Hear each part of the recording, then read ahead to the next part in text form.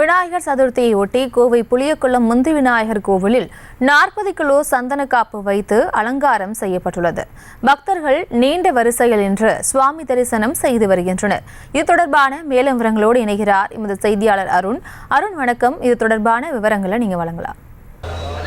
பிரியங்கா வணக்கம். இன்றைய தினம் விநாயகர் சதுர்த்தி விழா உலகெங்கிலும் கோலாகலமாக கொண்டாடப்பட்டு வருகிறது. அந்த வகையில் விநாயகர் திருத்தலங்களில் இன்று காலை முதலே அனைத்து விநாயகர் திருக்கோவில்களிலும் கூட்டமானது அதிகரித்து காணப்படுகிறது. பக்தர்கள் நீண்ட வரிசையில் நின்று சுவாமியை தரிசித்து வருகிறார்கள். அந்த வகையில் கோவை புளியகுளம் பகுதியில் இருக்கக்கூடிய இந்த விநாயகர் சிலையானது ஆசியாவிலேயே மிக உயரமான விநாயகர் சிலை. சுமார் 19 டன் எடையில 190 டன் எடையிலான இந்த விநாயகர் சிலைக்கு ஒவ்வொரு ஆண்டும் விநாயகர் சதுர்த்தி தினத்தன்று மிகப்பெரிய அளவில் அலங்காரமானது செய்யப்பட்டிருக்கும்.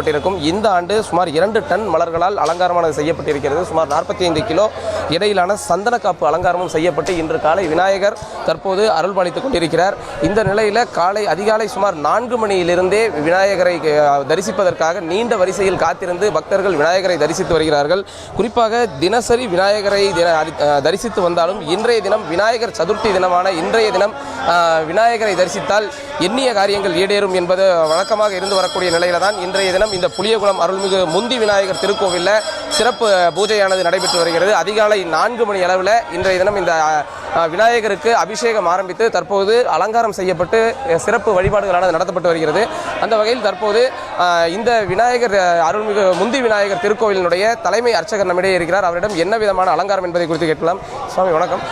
இன்னைக்கு சாமிக்கு என்ன மாதிரியான அலங்காரம் செய்யப்பட்டிருக்குது? எத்தனை மணிலிருந்து பண்ணியிருக்கோம் சாமி? நேற்றைய மாலை ஒரு கால யாக வேள்வி முடிவுற்றது.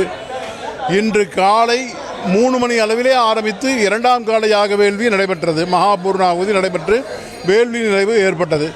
அதன் பிறகு விநாயகருக்கு 11 வகையான திரவியங்களினாலே மகாபிஷேகம் நடைபெற்றது. அதனைத் தொடர்ந்து 40 கிலோ சந்தனத்தினாலே முகத்துக்கு சந்திரலங்காரம் செய்யப்பட்டுள்ளது.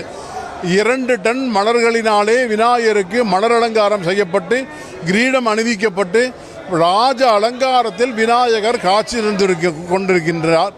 ஆயிரக்கணக்கான லட்சக்கணக்கான பக்த பெருமக்கள் எல்லாம் வந்து கொண்டிருக்கின்றார்கள். டிவியை காண்பவர்கள் அனைவரும் திருக்கோயிலுக்கு வந்திருந்து விநாயகரை நேரில் தரிசித்து எல்லா விதமான பலன்களையும் பெற்றுயுமாறு வேண்டுகிறோம். நன்றி, வணக்கம்.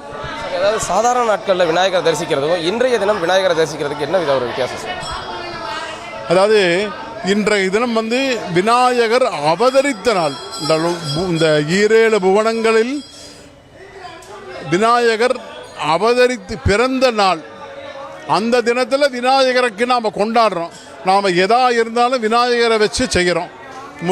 முழுமுதற் கடவுளாக இன்றைய தினம் நாம் ஏன் விநாயகரை கும்பிட்றோம்னா அவருக்கு கொண்டாடுறோம்.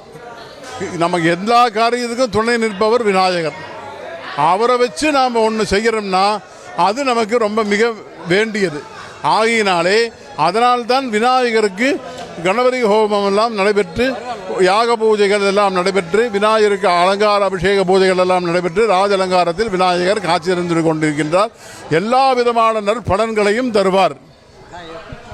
அதாவது இன்றைய தினம் விநாயகரை தரிசிக்கும் பட்சத்தில் தான் நமக்கு எல்லா விதமான பலன்களும் கிடைக்கும் என்பது ஒரு ஐதீகம் என்ற அடிப்படையில் இன்று காலை முதலே விநாயகரை தரிசிப்பதற்காக இங்கு வந்து கொண்டிருக்கிறார்கள். சுமார் 19 அடி உயரத்தில் 190 டன் எடையில் இருக்கக்கூடிய இந்த விநாயகருக்கு தொடர்ந்து சிறப்பு வழிபாடானது இன்று மாலை வரை நடைபெற உள்ளது. பிரியங்கா, விவரங்களுக்கு நன்றி அருண்.